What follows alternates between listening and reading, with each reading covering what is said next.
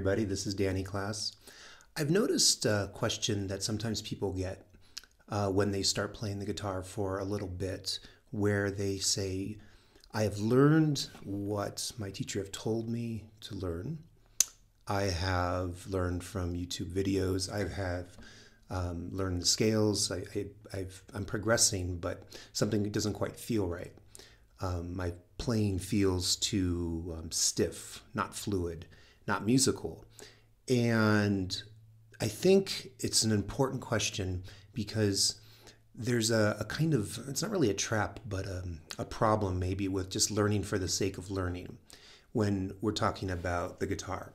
Because then it just becomes another thing to learn, whether it is, a mode or a major scale or some sort of theoretical concept, a technique.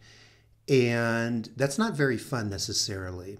That doesn't maybe get to the creative voice that you might have inside of you that you want to express through the guitar. I actually think this is one reason why some people give up on the instrument, despite, or in addition to the fact that it's a difficult instrument, but just to kind of learn something and then just sort of learn how to play that and kind of move on might not be satisfying. And actually, I think it can be very, very limiting. And so with that in mind, what I'd like to talk about today is how to find your own voice, your own sound, your own sort of way with the instrument. And one way to do that is to unlearn what you learn. And there is a kind of, there's a way to do that also within that unlearning. There's a kind of some things to keep in mind. And the benefit here is that it will give you a way to, again, find your own creativity, and you're not forgetting what you've learned. You're just kind of unlearning it, messing with it in a way. Okay, so I'm going to show you some examples with some concepts you might know already, ones that typically people at the beginning or low intermediate stage have learned. Okay, so we're going to start with just sort of an A minor pentatonic scale. I mean, it feels like this is something that so many of us are taught, and with good reason. It's the basic, the bases, the bass for blues and rock. But how can you unlearn it? Well, one thing you can do to unlearn is to always remember, whenever you're fingering something, take a finger off and see if an open note works. You don't have to necessarily know if it does work, but just try it. Although that said, memorizing the fretboard can help. But so for example, if I'm here at the 5th string on the 5th fret, as part of that scale, let it go and then bring it back. Right? By let go, I mean have an open string and then finger back. Sorry.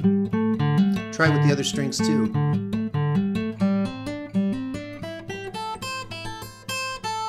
We're sort of undoing the scale and unlearning it, because that's not part of that scale that you probably learned. The fingering is the fingering. But, this gets to the larger point, which is anything that you are taught, it can always be changed. It can always be tweaked. It can always be unlearned, if we want to use that verb, because in so doing, we're able to kind of find our own voice, and we're not forgetting it. We're just kind of unlearning it. Okay, so that's the first thing to keep in mind are our open notes, which are everywhere, of course, because, I mean, another good example would be the C chord. But do an open note, unlearn it, that is. Take off your first finger. You have now a B. That's a C major chord. C major 7. And it changes the sound, and that's an easy thing to do. Right? Okay, so the next thing I'd like to show you and how to unlearn something is to use your pinky, right? The pinky proposition. So many fingerings that you might do.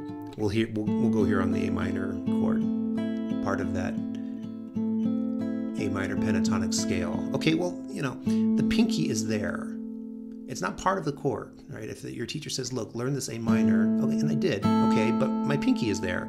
And why not put it down somewhere and just see what happens? That is, you're unlearning the chord, you're changing it, depending on where you put it. and see if it works. I'm putting it here, for example, on the G, that is on the 8th fret, on the 2nd string, and it works.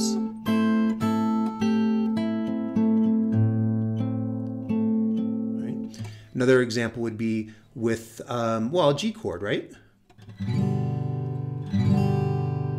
And you know about the doubled sort of the D there, right? Actually, a G doesn't work that well. Let's go back to the C. I mean, there's another perfect example. Put your pinky on the D, and you've unlearned the chord, and you add, this is C add 9 chord now. And then, of course, you can put that in with your open note, back to that C major 7. Get a nice little melody line going there up top. And so that's another thing to keep in mind, is that, you know, use your available fingers, and a lot of times it's going to be the pinky. And, you know, that can really expand your sound and give you maybe the creative sort of window that you didn't know you were even looking for, right?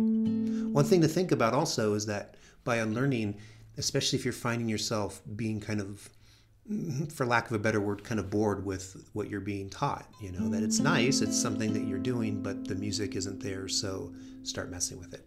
Okay, and the last technique I'd like to show you to unlearn is chromaticism. That is, between any two notes, we call that an interval, there's going to be space. And between any two chords, there's going to be intervals, spaces. And let's find ways to kind of fill them back and forth, to kind of color in those spaces. And I'll give you examples. I mean, you know, there's countless examples, of course, just given, you know, the complexity of the instrument and music. But let's just go back to that A minor pentatonic scale, the one that we know, right? A lot of space in some of these notes. I mean, right here, we'll go on the 3rd string, right? Between the C and the D, the 5th and the 7th fret. Okay, how can you fill it in? If you can fill it in by simply adding the note, right? By fill in, I simply am putting my finger on the 6th fret, going up to, walking up to the 7th, and back. Right? Hammer-ons are always a possibility. And pull-offs. You can try another string. It will get more difficult with bass strings, but give it a shot.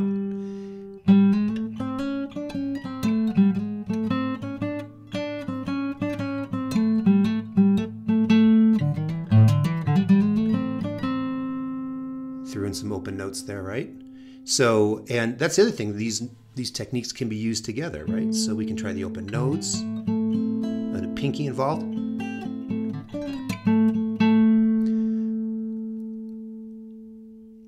Hammer-ons and pull-offs. Okay, and the other thing to think about is you can do this between whole chords, walk up whole chords. And so it works better with bar chords, but you know, it really doesn't. You don't have to do it that way. I will do a bar chord first. We'll go from a G major bar chord to the A minor. All right, that's part of basically the C diatonic harmony chords. But could we walk it up and back down?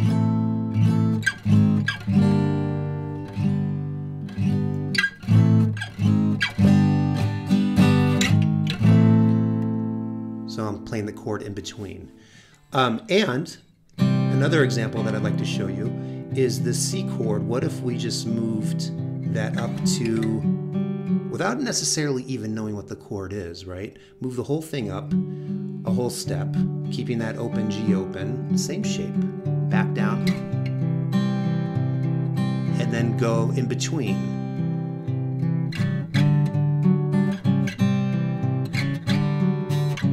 You know, with chromaticism, don't be afraid of it, right? As long as you resolve your sound to something that kind of wants to go back home to the tonal center. And if you don't necessarily know what that is, let your ears always be the judge.